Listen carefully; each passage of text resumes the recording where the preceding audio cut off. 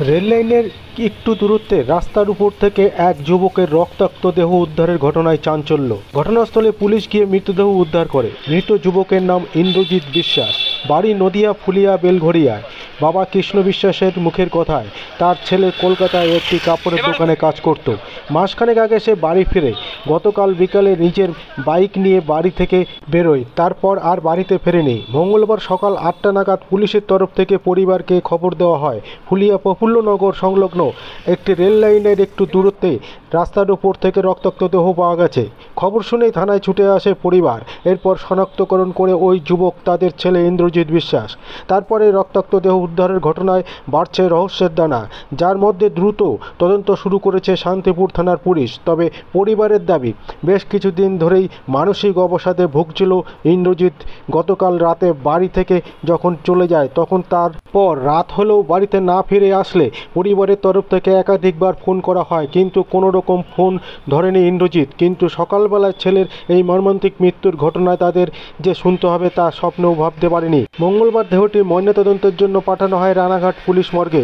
অন্যদিকে এইভাবেই ইন্দ্রজিতের মৃত্যু তা নিয়ে ঘটনাস্থলে জিজ্ঞাসাবাদ শুরু করেছে শান্তিপুর থানার পুলিশ। আপনারা দেখছেন নিউজ নদিয়া এক্সপ্রেস। চ্যানেলটিকে সাবস্ক্রাইব, লাইক, শেয়ার এবং ফেসবুক পেজটি ফলো করুন আর দেখতে থাকুন নিউজ নদিয়া এক্সপ্রেস। 69692031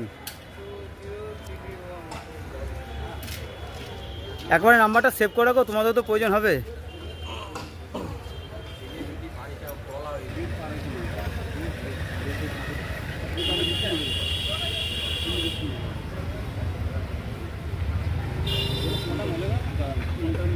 আপনি কে বাবা? কখন বেরিয়েছিল বাড়ি থেকে? বিকালে বেরিয়েছে। কি নাম ছেলের? ইন্দ্রজিৎ বিশ্বাস।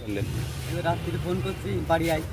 আমি বাড়ি আসছি যখন 10টা সাড়ে 10টা বাজে আসছি, তারপরে আসেনি। তারপরে আমাদের খাওয়া দাওয়া করে ঘুমিয়ে পড়েছি। সকালবেলা ঠিক 5টা বাজে ফোন করছি, কিরে কোথায় আছিস? তোর ফোনে রিং হচ্ছে, ফোন তো হচ্ছে না। আমাদের না দিন মজুরি কাজ করি, সকালে বাজারে কাজের ব্যাপারে বেরিয়ে গেছি। বলছে তুমি এক্ষুনি বাড়ি চলে আসো। বাড়ি আসলাম, বড় ছেলে বলছে এই অবস্থা। কি কাজ করতে? ছেলে ওই কলকাতা কাজ করতে। কবে এসেছিল বাড়ি? আসছিল মাস্টার। আচ্ছা, এক সেকেন্ড দাঁড়ান। তবে আপনাদের খবর দিল কে?